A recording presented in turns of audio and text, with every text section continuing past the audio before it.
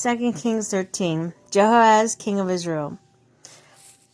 In the 23rd year of Joash, the son of Ahaziah, king of Judah, Jehoahaz, son of Jehu, all these names, became king of Israel in Samaria, and he reigned 17 years. He did evil in the eyes of the Lord by following the sins of Jeroboam, son of Nebat. Excuse me. Which he had caused Israel to commit. And he did not turn away from them. So the Lord's anger burned against Israel, and for a long time he kept them under the power of Hazael, king of Aram, Ben-Hadad, his son. Then Jehoahaz sought the Lord's favor, and the Lord listened to him. For he saw how severely the king of Aram was oppressing Israel. The Lord provided a deliverer for Israel, and they escaped from the power of Aram. So the Israelites lived in their own homes as they had before. But they did not turn away from the sins of the house of Jeroboam, which he had caused Israel to commit. They continued in them. Also the Asherah pole remained standing in Samaria. Nothing had been left of the army of Jehoahaz except 50 horsemen, 10 chariots, and 10,000 foot soldiers.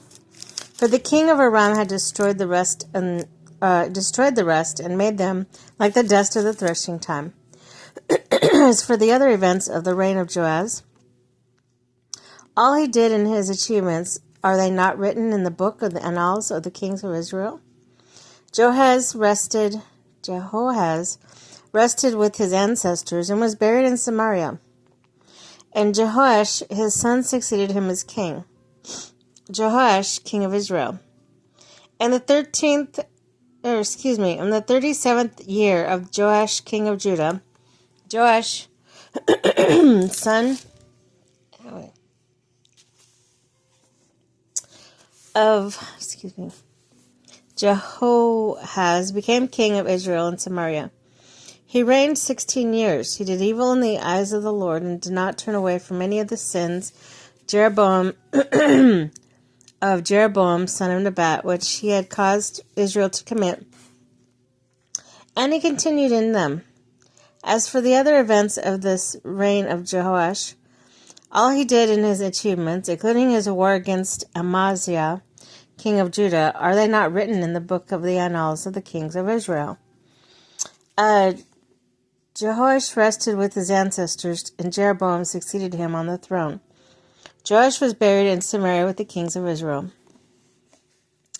Now, Elisha had been suffering from illness, from which he died. Jehoash, king of Israel, went down to him and wept over him. My father, he cried, the chariots and horsemen of Israel. Elisha said, get a bow and come and some arrows. And he did so. Take the bow in your hands, he said to the king of Israel. When he had taken it, Elisha put his hands on the king's hands. Open the east window, he said. Okay. I'm like, wait a minute, I thought Elisha... Okay. Anyways. When he'd taken it, Elisha put his hands on the king's hands. Open the east window, he said, and he opened it. Shoot, Elisha said, and he shot.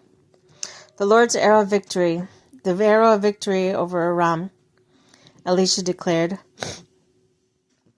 You will completely destroy the Arameans at Aphek. Then he said, take the arrows, and the king took them. Elisha told him, strike the ground. He struck it 3 times and stopped. The man of God was angry with him and said, you should have struck the ground 5 or 6 times. Then you would have defeated Aram and completely destroyed it.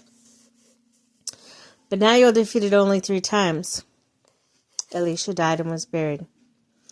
Now Moabite raiders used to enter the country every spring. Once, while some Israelites were burying the man, suddenly they saw a band of raiders. So they threw the man's body into Elisha's tomb. When the body touched Elisha's bones, the man came to life and stood up on his feet.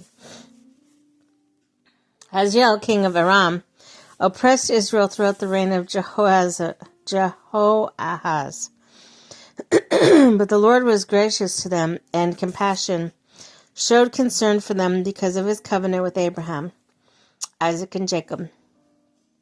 To this day he has been unwilling to destroy them or banish them from his presence. Hazael, king of Aram, died, and Ben-Hadad, his son, succeeded him as king. Then Jehoash, son of Jehoahaz, recaptured from Ben-Hadad, son of Hazael, the towns he had taken in battle from his father Jehoahaz. 3 times Jehoash defeated him, and so he recovered the Israelite towns.